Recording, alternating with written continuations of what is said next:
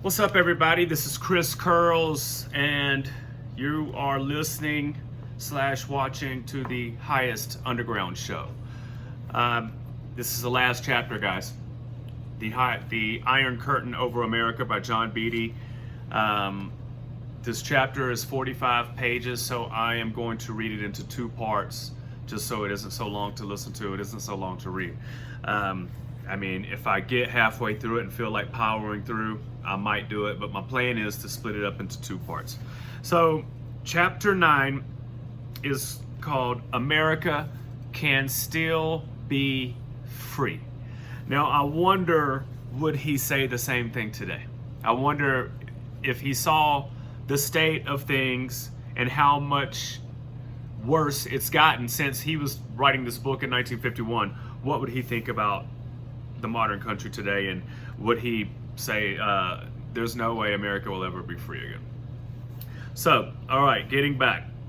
Chapter 9, America Can Still Be Free. In the closing speech of his play King John, Shakespeare makes a character say, "This England never did, nor ever shall, lie at the proud foot of a conqueror, but when it first did help to wound itself." In June 1951, before the members of the Texas legislature in Austin, General of the Army Douglas MacArthur made a speech of which the above quotation might have been the text. He said in part, this quote, this General MacArthur speaking in Austin at a Texas legislature, he said, "I am concerned for the security of our great nation, not so much because of any potential threat from without, but because of the insidious forces working from within, which, opposed to all of our great traditions, have gravely weakened the structure and tone of our American way of life." End of quote. I never knew that they were thinking these types of thoughts way back then. I thought this was something recent since I've gotten exposed to a lot of this new knowledge that I have in the past few years in the quote conspiracy theories, which is just finding out about that tribe who is oppressing everybody, basically. All right, that was the end of quote. Let's get back. The insidious forces working from within and opposed to all our great traditions are the first and most serious challenge that faces America. There are those who seek to corrupt our youth that they may rule them. There are those who seek to destroy our unity by stirring up antagonism among the various Christian denominations. There are those who, in one way or another, intrude their stooges into many of our high military and executive offices. Effective in any evil purpose is the current menace of censorship, analyzed in Chapter 5, and even the greater menace of a far more drastic censorship imposed not by those of alien origin and sympathy within our country, but by alien-dominated agencies of the United Nations. Moreover, and even more significant, it must not be forgotten that an undigested mass in the body politic, an ideologically hostile nation within a nation, has through history proved the spearhead of conquerors. The alien dictators of Romania, Hungary, Poland, and other Eastern European countries have been discussed in Chapter 2. Throughout history, members of an unassimilated minority have repeatedly been used as individual spies, as when the Parthians used Jews in Rome as spies, while the Romans used Jews in Parthia for the same purpose. Recent instances of espionage, discussed above in Chapter 2, involve the theft of atomic secrets from both Canada and the United States. Now, I didn't know that Canada had their atomic secrets stolen as well. I knew that we did. The Rosenbergs, we executed them. All right, getting back. In addition to working individually for the enemies of his country, the unassimilated alien has often worked collectively. According to A History of Palestine from 135 AD to Modern Times by James Parks, Persians in 614 AD invaded Palestine, a part of the Christian Roman Empire of the East, and took Jerusalem. Here is Mr. Parks' account, quote, "There is no doubt that the Jews aided the Persians with all the men they could muster, and that the help they gave was considerable. Once Jerusalem was in Persian hands, a terrible massacre of Christians took place, and the Jews are accused of having taken the lead in this massacre." End of quote. Mr. Parks concludes that it would not be surprising if the accusation were true. Another famous betrayal of a country by its Jewish minority took place in Spain. In his History of the Jews, I went out and bought that book after I read it here. It's already referred to, Professor Graetz gives an account of the coming of alien conquerors into Spain, a country which had been organized by the Visigoths, a race closely akin in blood to the English, Swedes, Germans, and other people of the North Sea area. Quote, "The Jews of Africa, who at various times had immigrated thither from Spain, and their unlucky co-religionists of the peninsula, made common cause with the Mahometan conqueror, Tariq, who brought over from Africa into Andalusia an army eager for the fray." Andalusia is in the southern part of Spain. After the Battle of Xeres and the death of Roderick, the last of the Visigothic kings, the victorious Arabs pushed onward and were everywhere supported by the Jews. In every city that they conquered, the Muslim generals were able to leave but a small garrison of their own troops, as they had need of every man for the subjection of the country. They therefore confided them to the safekeeping of the Jews. In this manner, the Jews, who but lately had been serfs, now became masters of the towns of Cordova, Granada, Malaga, and many others. When Tariq appeared before the capital, Toledo, he found it occupied by a small garrison only, the nobles and clergy having found safety in flight. While the Christians were in church praying for the safety of their country and religion, the Jews flung open the gates to the victorious Arabs, receiving them with acclamations, and thus avenged themselves for the many miseries which had befallen them in the course of a century since the time of Recored and Sisebut. All right. The capital also was entrusted by Tariq to the custody of the Jews, while he pushed on in pursuit of the cowardly Visigoths, who had sought safety in flight for the purpose of recovering from them the treasure which they had carried off. Finally, when Musa ibn Nusair, the governor of Africa, brought a second army into Spain and conquered other cities, he also delivered them into the custody of the Jews. End of quote. The miseries which prompted the Jews of Spain to treason are explained by Professor Graetz. King and Sisebut is S-I-S-E-B-U-T. Sisebut. King Sisebut. I bet that's how you say it. King Sisebut was annoyingly determined to convert them to Christianity, and among the miseries inflicted by King Recored, the most oppressive of all was the restraint touching the possession of slaves. Henceforth, the Jews were neither to purchase Christian slaves nor accept them as presents. The newly Christianized East German Goths of Spain were noted for their chastity, piety, and tolerance, but the latter quality apparently was not inclusive enough to allow the wealthy alien minority to own the coveted bodies of fair-haired girls and young men. There is a lesson for America in the solicitude of the Visigoths for their young. Americans of native stock should rouse themselves from their half-century of lethargic indifference and should study the setup which permits the enslavement of young people's minds by forces hostile to Western Christian civilization. And he's talking about, we wouldn't let anybody, back then we wouldn't let the Jews own Christian slaves, but now we're letting Jews own Christian slaves as they control our minds through the television mostly and the media, Hollywood, songs. Our boys and girls are propagandized constantly by books, periodicals, motion pictures, radio, television, and advertisements. And from some of the things that they read and see and hear, they are influenced toward a degraded standard of personal conduct, an indifference to the traditional doctrines of Christianity, and a sympathy for Marxism or communism. American parents must evolve and make successful a positive, not a negative, counter movement in favor of the mores of Western civilization, or that civilization will fall. It is well known that the communists expend their greatest effort at capturing the young, but in this most vital of all fields, those Americans who are presumably anti-communistic have, at least up to the summer of 1952, made so little effort that it may well be described as none at all. Since President Franklin Roosevelt's recognition of the Soviet masters of Russia on November 16, 1933, the United States has consistently helped to wound itself by catering to the insidious forces working from within, who are opposed to all our great traditions of Christian civilization. These powerful forces have been welcomed to our shores, have become rich and influential, and nothing has been expected of them beyond a pro-American patriotism rather than a hostile national separatism. In spite of all the kindnesses they have, however, stubbornly adhered to their purposes and have indeed gravely weakened the structure and tone of our American way of life. But the wealth of our land and the vitality of our people are both so great that a trap has not yet been finally sprung. The noose has not yet been fatally drawn. Despite the hostile aliens who exert power in Washington, despite the aid and succor given them by uninformed, hired, or subverted persons of native stock, despite the works of the romantics, bums, and enemy agents who have directed our foreign policy in recent years, there is a chance for the survival of America. A great country can be conquered only if it is inwardly rotten. We can still be free if we wish. Basic moves, as indicated in preceding chapters, are three.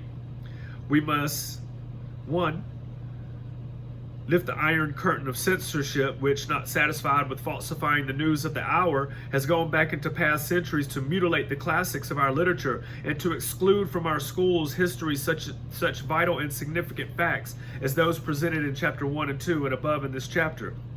A start towards this goal can be made by exercising some of the Constitution guaranteed rights discussed in chapter 8 and by subscribing to periodicals with a firm record of opposing communism. The reading of periodicals and books friendly to the American tradition not only encourages and strengthens the publishers of such works, but makes the reader of them a better informed and therefore a more effective instrument in the great cause of saving Western Christian civilization. We must, too, begin in the spirit of humane Christian civilization to evolve some method of preventing our inassimilable mass of aliens and alien-minded people from exercising in this country a power over our culture and our lives out of all proportion to the number of the minority, and to prevent this minority from shaping against the general national interest our policies on such vital matters as war and immigration. And that's true. You have these people, basically he's saying, the tribe of Jews is only 1 to 2% of the American population, but when you get into the higher agencies and the powerful position, they dominate. When you get into all of the Ivy League schools, most of the presidents are Jewish. They dominate the Ivy League schools. All right. The American Legion seems to be working toward leadership in this vital matter. The movement should be supported by other veterans organizations, women's clubs, luncheon clubs, and other groups favorable to the survival of America. In the great effort, no individual should fail, for there is no such thing as activity by a group, a club, or even a legion except as a product of the devoted zeal of one or more individuals. Our danger from internal sources hostile to our civilization was the subject of a warning by General MacArthur in his speech before the Massachusetts legislature on July 25th, 1951. And MacArthur says, and I quote, "This evil force, with neither spiritual base nor moral standard, rallies the abnormal and subnormal elements among our citizenry and applies internal pressure against all things we hold decent and all things that we hold right, the type of pressure which has caused many Christian nations abroad to fall and their own cherished freedoms to languish in the shackles of complete suppression. As it has happened there, it can happen here. Our need for patriotic fervor and religious devotion was never more impelling. There can be no compromise with atheistic communism, no halfway in the preservation of freedom and religion. It must be all or nothing. We must unite in the high purpose that the liberties etched upon the design of our life by our forefathers be unimpaired, and that we maintain the moral courage and spiritual leadership to preserve inviolate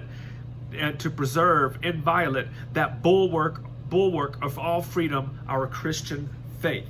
End of quote.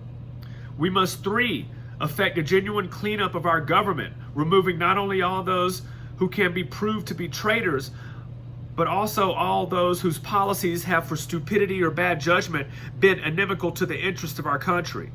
Following the removal of Atchison and Marshall, who resigned in September 1951, and any successor appointees tarred by the same stick, and following the removal of the cohorts of alien-minded, indifferent, or stupid people in the hierarchies and in the other government agencies and departments, the chances of a third worldwide war will be materially lessened because our most likely attacker relies on such people, directly or indirectly as the case may be, to perform or permit acts of espionage and sabotage.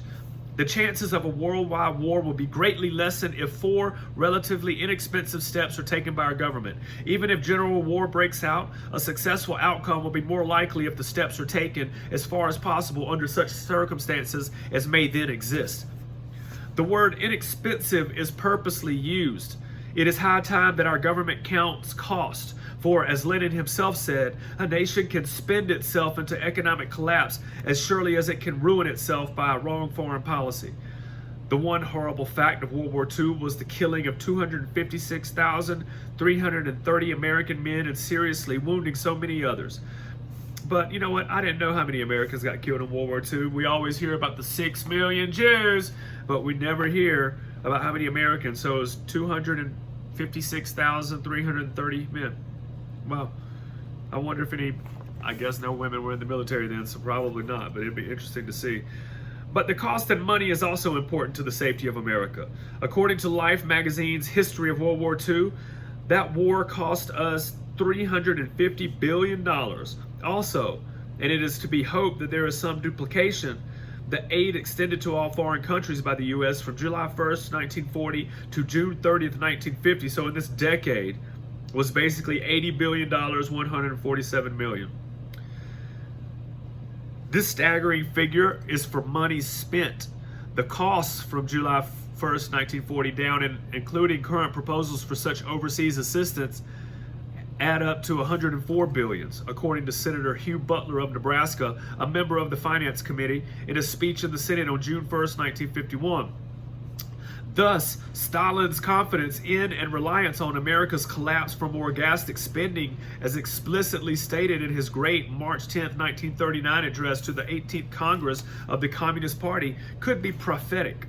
Let us turn then to the 4 relatively inexpensive steps, in addition to the preservation or restoration of our financial integrity for saving America.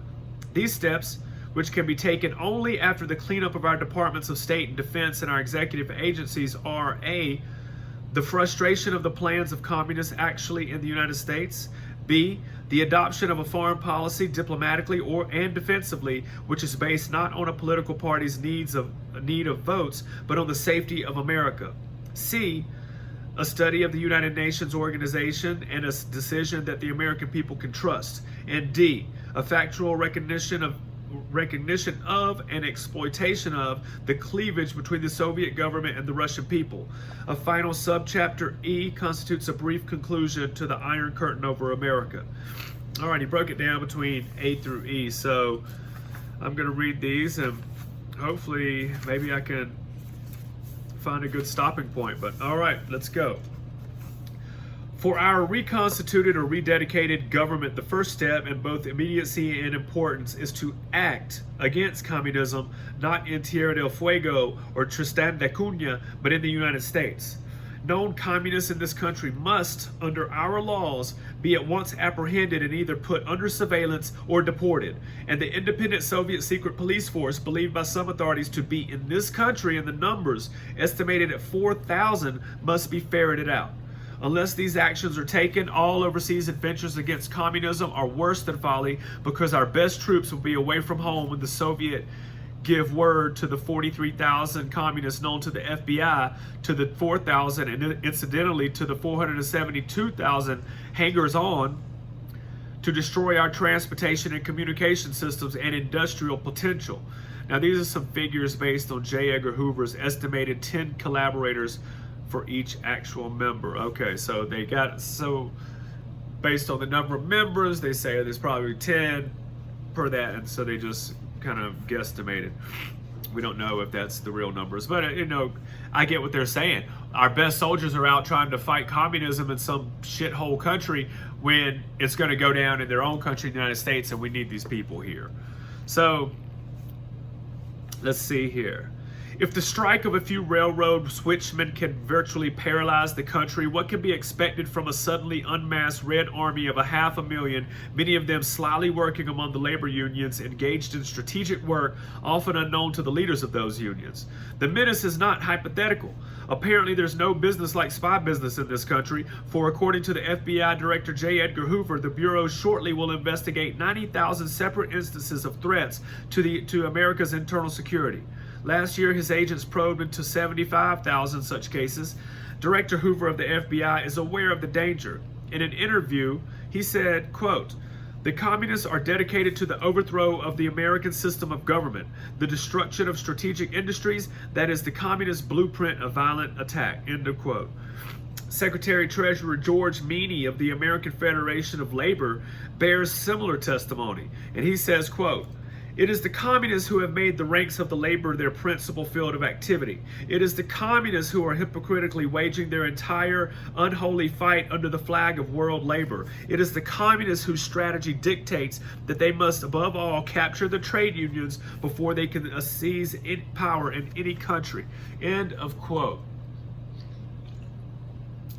If anyone, after reading the above statements by the two men in America best situated to know, it is still inclined to think our internal danger from the infiltration of Soviet communism into labor a fantasy, he should read "Stalinists Still Seek Control of Labor in Strategic Industries" and the February 24th, 1951 issue of the Saturday Evening Post. According to this source, and I quote, "The communist fifth column in the American labor movement has cut its losses and has completed its regrouping.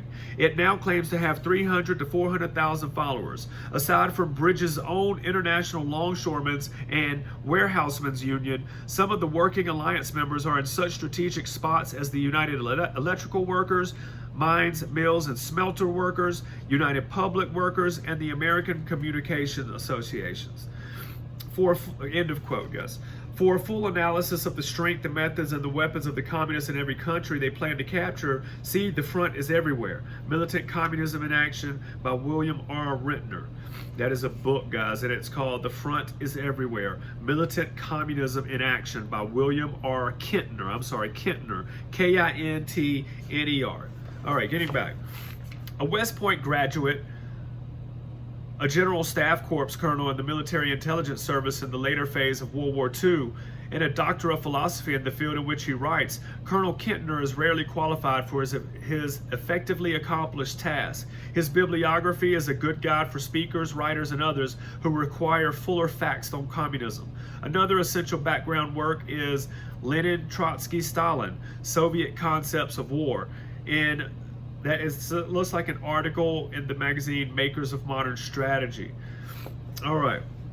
The ratios of actual communists and other disgruntled elements of the total population in Russia of 1917 and the America of the middle of the 20th century have often been compared and are strikingly similar. As of 1952, now they're talking about 1917 was the Russian Revolution with the Jews, with the Bolsheviks, communists, overthrew the royal family and assassinated them. As of 1952, the American position is stronger than that of the Russian government of 1917, and that we have not just suffered a major military defeat. Our position is weaker, however, to the extent to which our administration is not only tolerant of, but infiltrated with persons hostile to our traditions. Our actions against U.S. communists must then include those in government. If inclined to doubt that communists are entrenched in government, do not forget that the CIO, prior to the Tidings investigation, expelled its United Public Workers Union for being communist dominated. And note the name United Public Workers in the post list quoted above. See, and they always do this with these groups. They're like, the American Workers Union, the United Workers, it's always something United America is. It uses words that we associate with our American democracy, but it's really a ploy. It's all fronts for communism. All right. Once more, let it be stressed that the removal of communists from their strategic spots in the government must take precedence over everything else. For government communists are not only able to steal secret papers and stand poised for sabotage, they are also often in positions where they prevent actions against communists outside the government. For instance, Mr. Meany testified that some of the anti-communist success of the American Federation of Labor has been accomplished despite opposition even from some of our government agencies and departments! Exclamation point. If any reader is still inclined to doubt the essential validity, irrespective of proof in a court of law with judge or judges likely to have been appointed by "we need those votes" Roosevelt or red herring Truman, of the charges of Senator Joseph McCarthy of Wisconsin, arch enemy of Tidings whitewash, or is inclined to question the judgment of the CIO and its expulsion of government communists, he should ponder the test formulated by Christ in ancient Palestine. And he's talking about a quote in the Bible that Christ said is, "You shall know them by their fruits." You know, you're going to know people not based on what they say, but what they do. There have been large and poisonous harvests from our government-entrenched communists. The most deadly, including atomic espionage and pro-Soviet foreign policy, have been analyzed above. More recent was the successful Communist Daily Worker campaign for the removal of General MacArthur, a campaign culminating in an across-the-page headline on April 9, 1951, just before General MacArthur was dismissed from his command in Korea and from his responsibilities in Japan.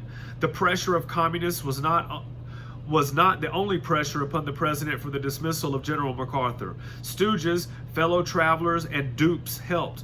The significance of the communist pressure cannot be doubted, however, by anyone whose perusal of the Daily Worker has shown how many times communist demands have foreshadowed executive action.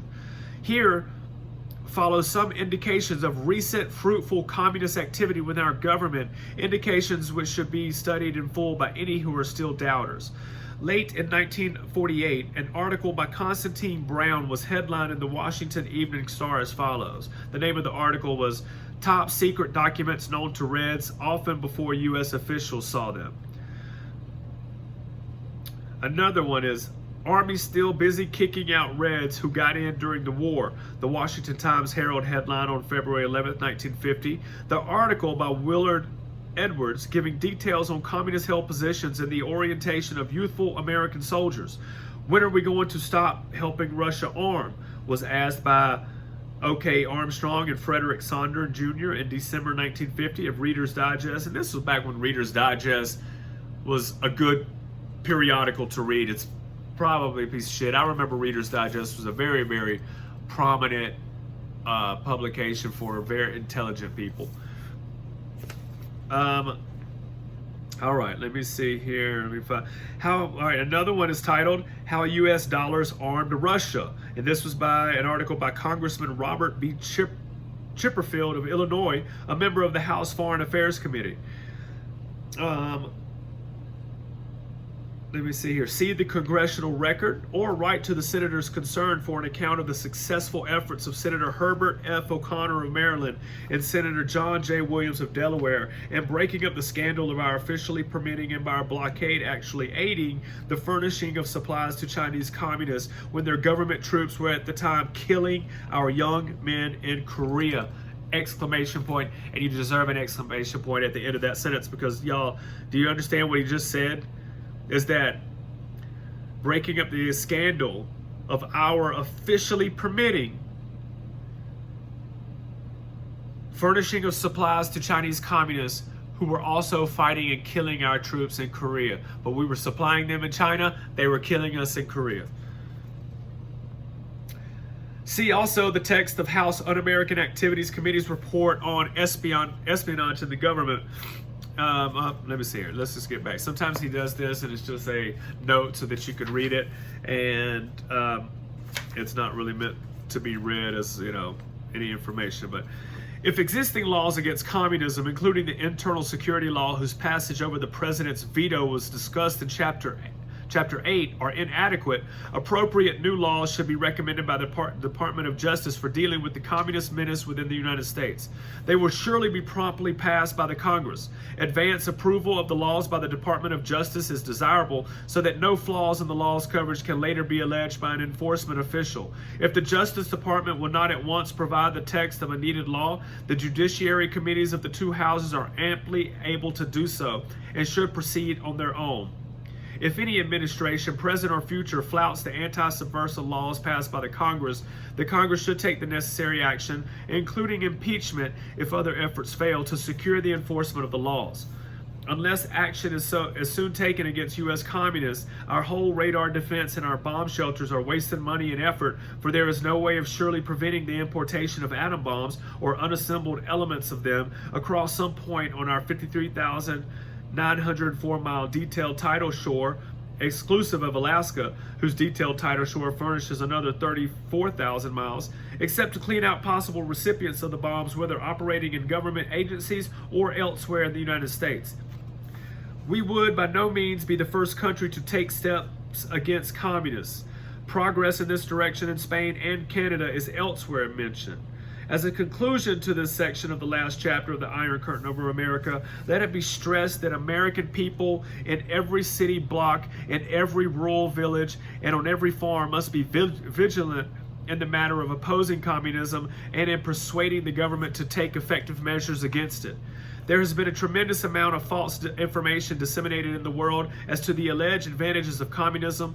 Said, let me see, this is a quote. There has been a tremendous amount of false information disseminated in the world as to the alleged advantages of communism, end of quote, said General Wiedemeyer to his summation of his recommendations to the MacArthur Committee of the Senate.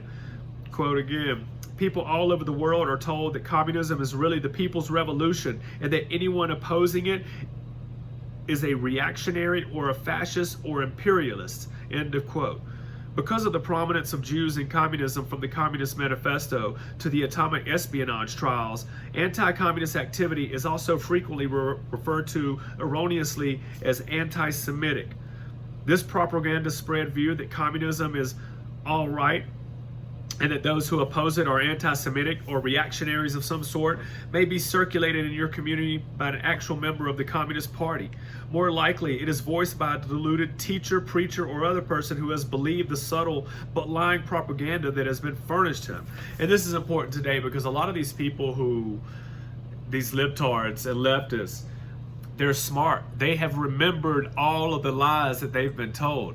They just haven't heard the other side and that's the whole thing. When I grew up hearing the conservative view from my parents, and then I started reading a lot of left-leaning literature when I was in college and became more liberal for sure. And it wasn't until I started getting to the information that I've been getting in the past decade that I've come to change my views on things. And it's changed me because I've changed. And my views and my values have changed. All right. Getting back. Be careful not to hurt the 90% or more of American-minded teachers and the probably similar majority of preachers, but use our influence to frustrate the evil intent of the 2 or 5 or 10% of subverters. Draw your inspiration from Christ's words, "For this cause I came into the world," and let the adverse situation in your community inspire you to make counter efforts for Western Christian civilization. Never forget that the basic conflict in the world today is not between the Russian people and the American people, but between communism and Christianity. Work then also for the friendly cooperation of all Christian denominations in our great struggle for the survival of the Christian West. Divided we fall! Exclamation point. And I get what he's saying right here is that, people don't realize that that's what World War II was. It was communism, atheistic communism against Christianity. Germany was fighting for Christianity. They were on the right side. We teamed up with atheists and destroyed Europe and destroyed our country in the process and allowed the Jews in Russia. They're the ones who won the war. All right. Let me see. Sorry, y'all. In the second place, our foreign military policy must be entirely separated from the question of minority votes in the United States and must be based on the facts of the world as known by our best military scholars and strategists. That such has not been the case since 1933 has been shown above in the analysis of our official attitudes towards China, Palestine, and Germany. Additional testimony of the utmost authority is furnished by General Bonner Fellers. In reviewing Admiral Ellis M. Zachariah's book, Behind Closed Doors, the former intelligence officer General Fellers states, quote, Behind closed doors reveals that we have embarked upon a military program which our leaders know to be unsound, yet they are unwilling to tell the American people the truth. End of quote. Once again, that's from the Freeman, October 30th of 1950. I need to go back and read a lot of the articles that were written about. I'd like to see when it started, because if it was in World War I and World War II, I bet they have some really, really great articles and information that you can get from the Freeman. It's one word, Freeman. This statement prompts a mention of the fact that a colonelcy is the highest rank attainable in and from the United States Army.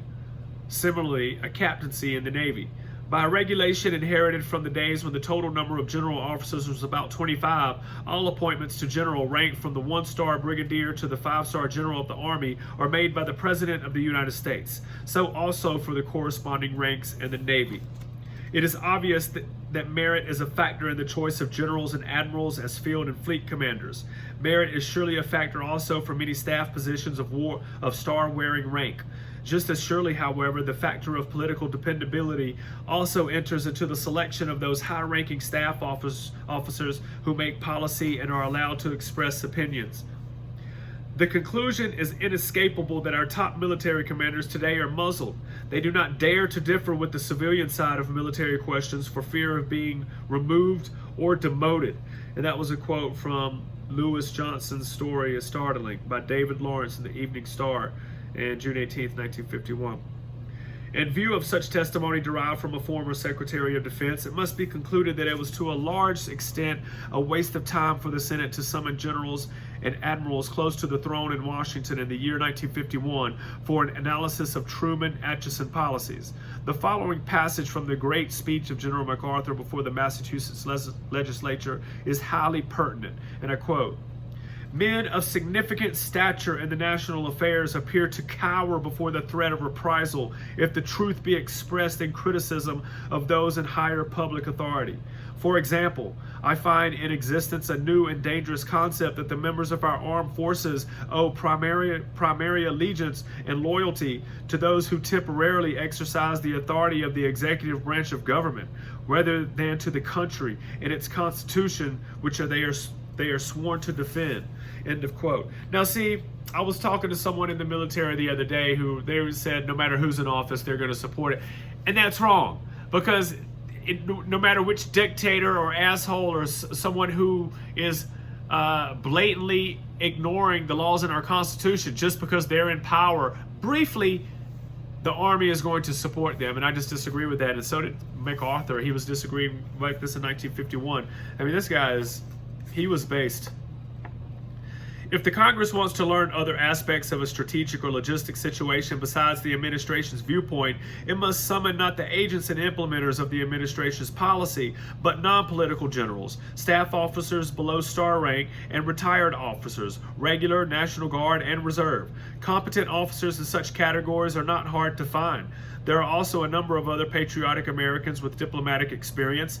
In an address over 3 major networks, Representative Joseph W. Martin Jr., Republican leader in the House, named 7 generals including Kruger, Whitney, Chennault, and Wiedemeyer, 7 admirals including King, Halsey, Yarnell, and Denfield, 4 Marine Corps generals, and 10 diplomats including Hurley, all of the 28 expert in one way or another on the Far East, and none of them close to the Washington throne, where Far East policy decisions have come from the plans and thinking of persons such as John Carter Vinson, John S. Service, Owen Lattimore, Philip C. Jessup, Lachlan Curry, Dean G. Atchison, and their fellow travelers. And he puts an exclamation point on that, because what he's saying is that the generals and the people who know about war and about the area, logistical and strategical in the Far East, none of them have been called to Washington to make these foreign policy decisions that we were making, or people that in our government were making. And these are a lot of people who have been appointed by the president. They didn't run for office. They weren't elected. They've been appointed by president or other people who held political office. And these people were making decisions that were antagonistic to our country. No attempt can be here made to analyze fully the complex structure of our foreign relations.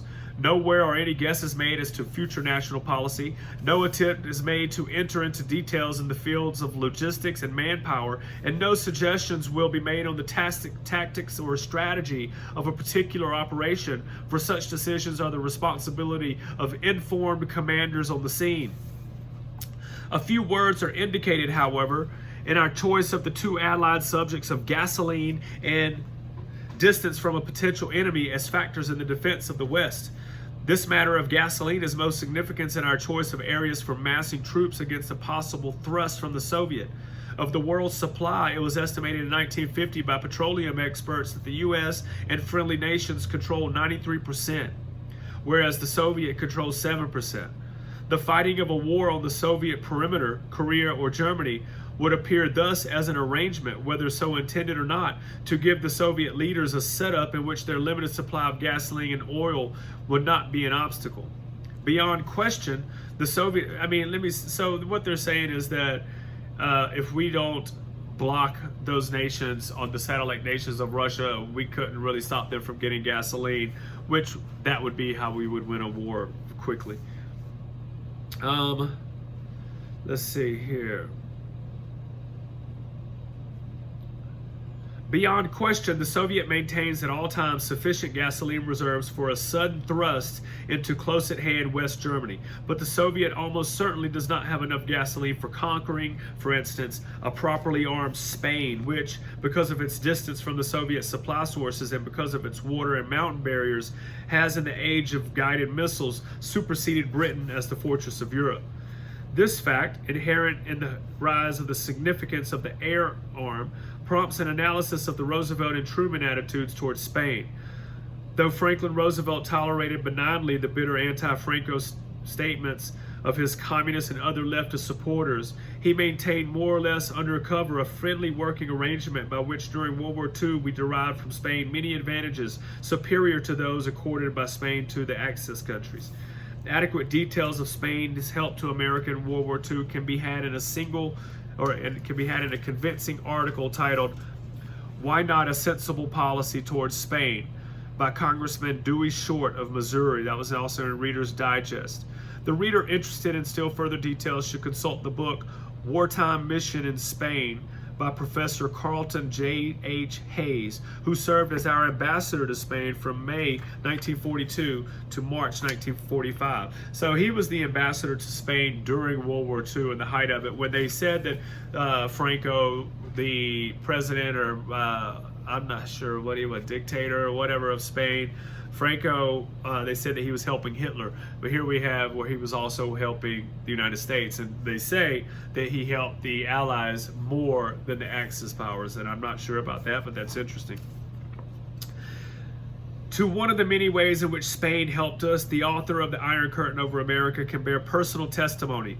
When our aviators flew over France, they were instructed if shot down to make their way to Spain. If Franco had been pro-Hitler, he would have returned them to the Germans. If he had been neutral, he would have intervened them. If friendly, he would have turned them over to the United States to give our leaders their priceless intelligence information and to fly again.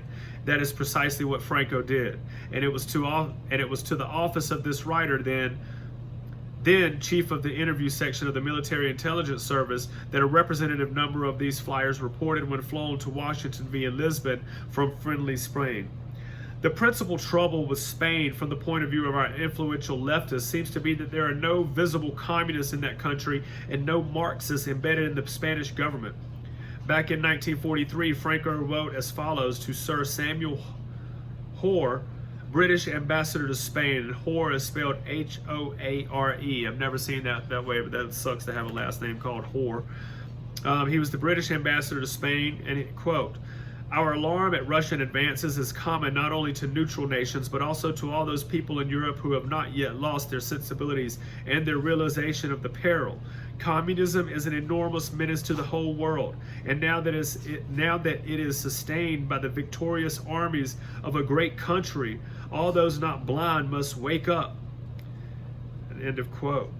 Wow, and that was Franco. He was based, huh? It is not surprising, perhaps, that just as there are no visible communists in Spain, an anti-Spanish policy has long been one of the main above-board activities of U.S. communists and fellow travelers. Solicitude for the leftist votes has, as a corollary, influenced our policy towards Spain. For America's unjustified tendency to treat Spain as a leper, not from any action on the part of Spain in the past or the present, but for the winning of electoral votes, see Britain and an American-Spanish Pact by Cyril Falls. He's a professor of history of war at Oxford University.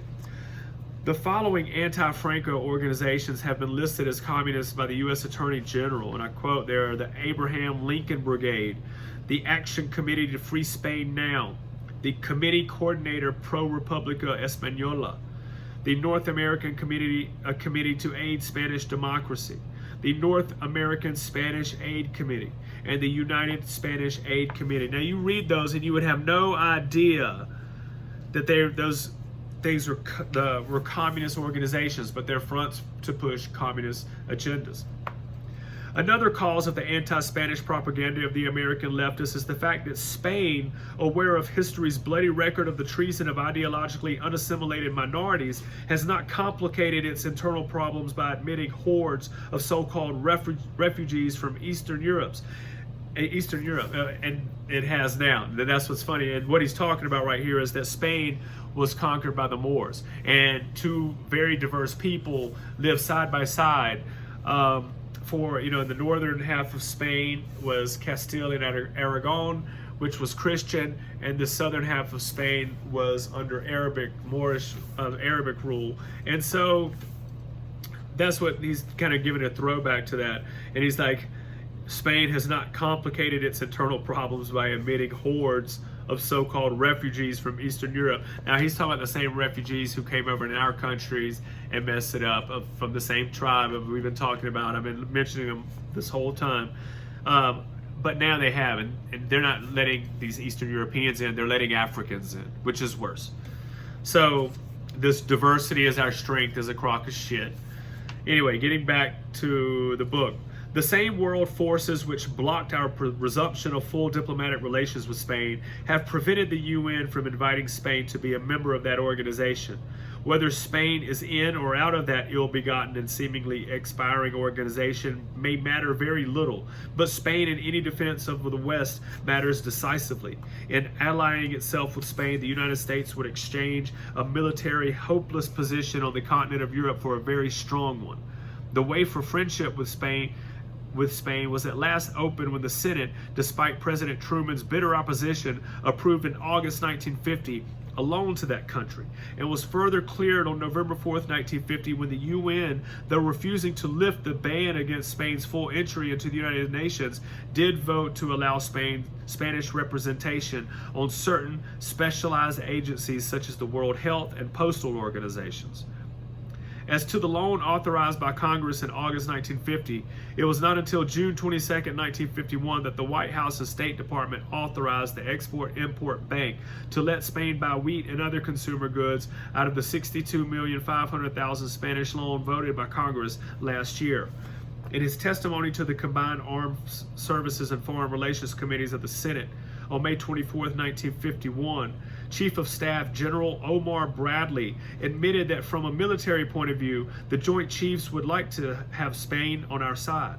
Finally, the clamor of the public and the attitude of the military prevailed, and in July 1951, the United States, to the accompaniment of a chorus of abuse from the socialist governments of Britain and France, began official conversations with Spain on mutual defense. On August 20th, 1951, a military survey team, which was composed of all three armed services, left Washington for Spain. This move toward friendly relations for mutual advantage of the two countries not only has great potential value in the field of defense, it has, if possible, an even greater diplomatic value, for Spain is the mother country for all of Latin America from Rio Grande to Cape Horn, with the sole exception of Brazil. Spain is, moreover, of all European countries, the closest in sympathy with the Muslim world. Each year, for instance, it welcomes to Cordoba and Toledo thousands of Muslim pilgrims.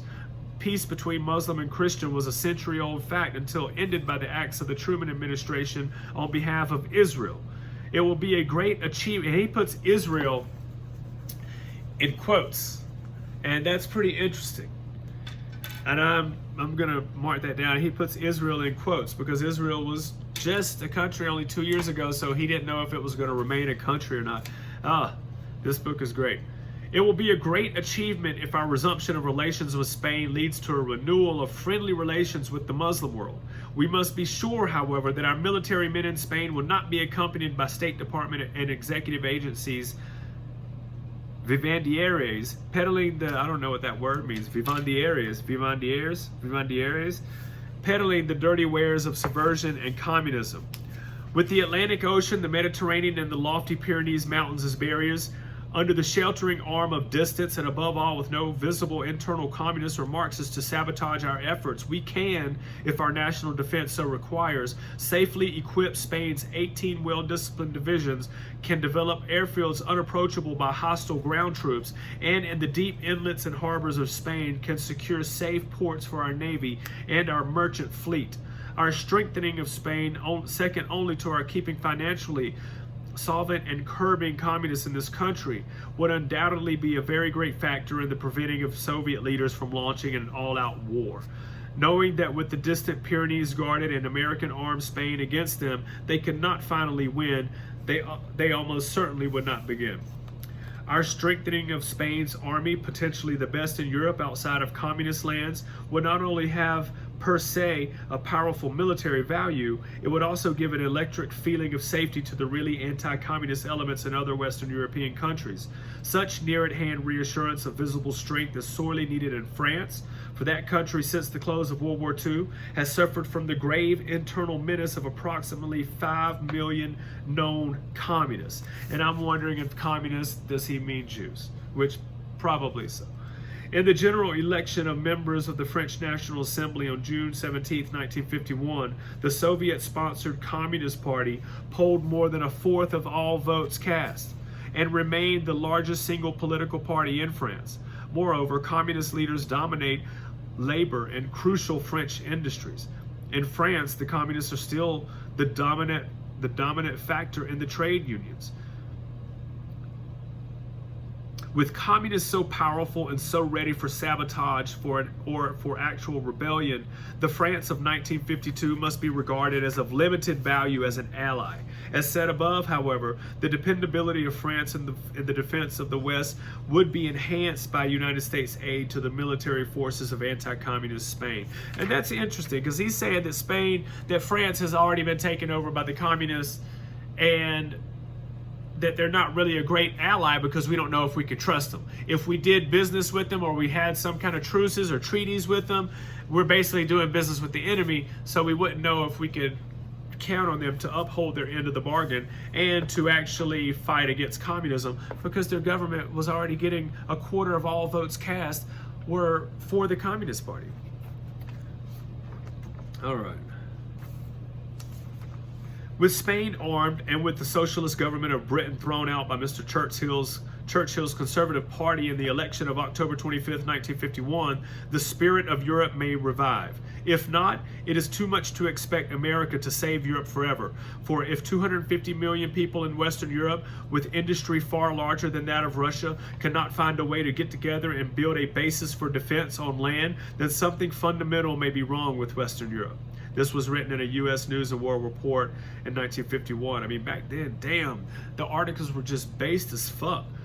Perhaps the wrong is with our policy, at least largely. For instance, deep in our policy and irrespective of our official utterances, Germany is written off as an ally to avoid political liability in New York.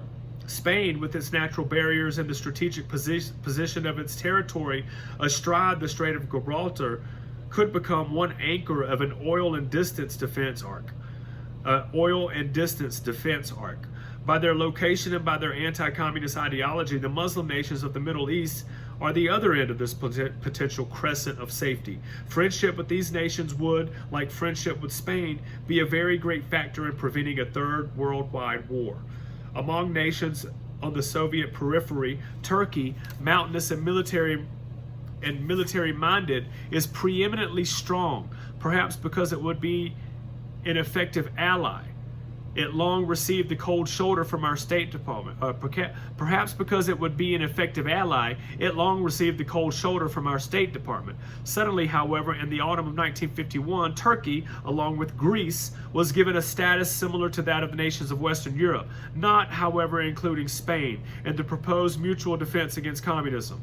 This apparently reluctant change of policy by our government toward Greece and Turkey seems, like the sending of a military mission to Spain, to have grown unquestionably from the public clamor in America as shown in the newspapers, especially in letters from the people, as heard on radio from the patriotic commentators, and as reflected in polls of public opinion. This success of the people in changing national policy should hearten the average citizen to newer efforts in the guiding his country to sound policies. It is most essential for every individual to remember that every great achievement is the result of a multitude of small efforts. Now, I think that's a great place to end, y'all. Let me read that again. It is most essential for every individual to remember that every great achievement is the result of a multitude of small efforts. And that goes with life. I tell people that all the time. Change, you have to, whatever kind of person you see yourself becoming, you have to do a little bit every day. You have to, you want to be a smart person who reads and works out, where you got to work out and you got to read and you got to learn every day. Just a little bit. You don't have to spend all day doing it. It's like one of those things where you do whatever you want to for a week, and then for 2 days you study real hard and cram it all in. That's not what it's about. It's about doing a little bit every day, and little by little. And you'll notice change over time. As time goes on, you'll look back and you'll see yourself in the mirror, or you'll see the amount of books that you've read, and you're like, wow, I read that many books, or wow, I've lost that many pounds, or I've gained that many pounds, depending if you're trying to gain weight and work out. But it reminds me of a saying that life happens very slowly, and then it happens very quickly. It's like the little mundane, boring things day by day by day by day, and then something crazy happens, and whoa, life starts moving a little bit quicker then, and then it goes back to the slow, procedural, daily grind. Y'all, thanks for listening. I'm going to finish this chapter in the next couple of days and read the second half, and that will be my first audio book under my belt on the channel. Y'all, have a good night. Peace.